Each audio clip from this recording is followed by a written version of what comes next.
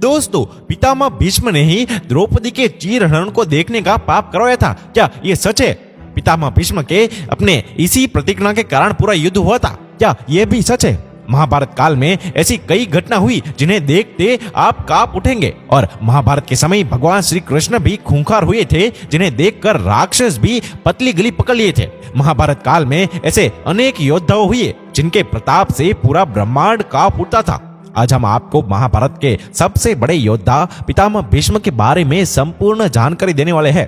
भीष्म का नाम भीष्म उनकी एक कठोर प्रतिज्ञा के कारण पड़ा था। उनकी इस प्रतिज्ञा ने ही उनसे द्रौपदी के चीरहरण को देखने का पाप करवाया था और उनकी ये प्रतिज्ञा ही उनकी मौत का कारण भी बनी थी। अपने इसी प्रतिज्ञा के कारण भीष्म ने युद्ध में कौरवों का साथ भी दिया था। जहां महाभारत के युद्ध में कृष्ण ने वचन लिया था कि वो शस्त्र नहीं उठाएंगे, तो वही भीष्म ने भी वचन लिया था कि वो भगवान श्री कृष्ण को शस्त्र उठाने के लिए विवश कर देंगे। तो आइए जानते हैं महाभारत के सबसे बड़े योद्धा पितामह भीष्म के बारे में। पितामह भीष्म का पुनर्जन्म एक श्राप की वजह से हुआ था, लेकिन कैसे? एक बार वसु अपनी पत्नियों के साथ मेरु पर्वत पर भ्रमण के लिए गए। इन वसु में वही तो नाम का एक वसु भी था। इसी पर्वत पर ऋषि वशिष्ठ का आश्रम भी था।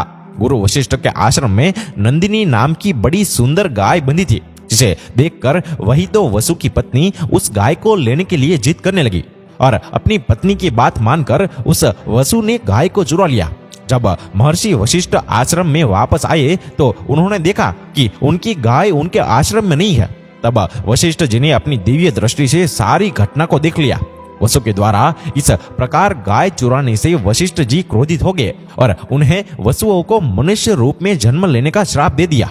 इस पर सभी वसु महर्षि वशिष्ठ जी से माफी मांगने के लिए आए।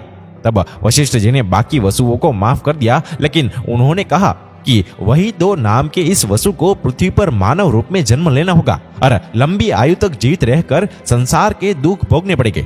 इसी तरह वही दो नाम का वसु राजा शांतनु के घर भीष्म के रूप में जन्म लेता है।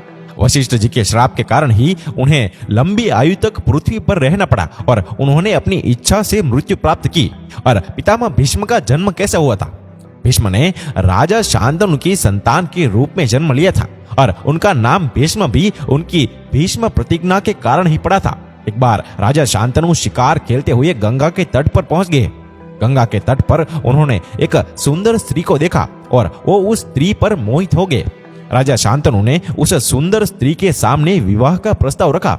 उस स्त्री ने विवाह का प्रस्ताव मानने के लिए एक शर्त रखी कि वो चाहे कुछ भी करे, शांतनु उसे उसका कारण नहीं पूछेंगे और ना ही उसे रोकेंगे।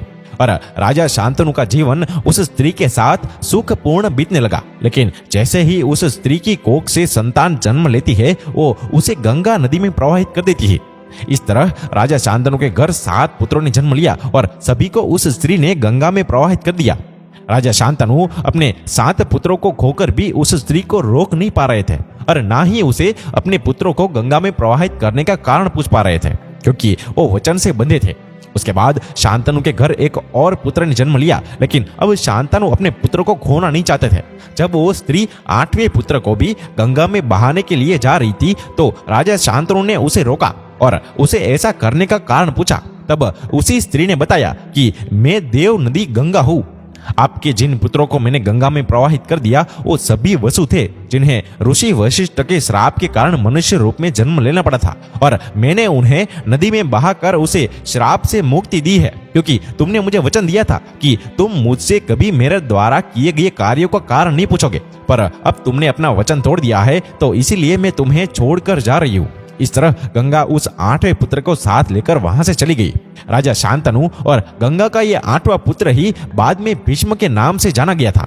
अपने 8वें पुत्र और अपनी पत्नी को इस तरह से खोकर शांतनु खूब उदास हो गए। तो दोस्तों, आपको ये वीडियो हमारा अच्छा लगा हो तो इसे ज्यादा से ज्यादा लाइक करें, शेयर करें और हमारे पेज में जाकर फॉलो या सब्सक्राइब करना ना भूलें। धन्यवाद।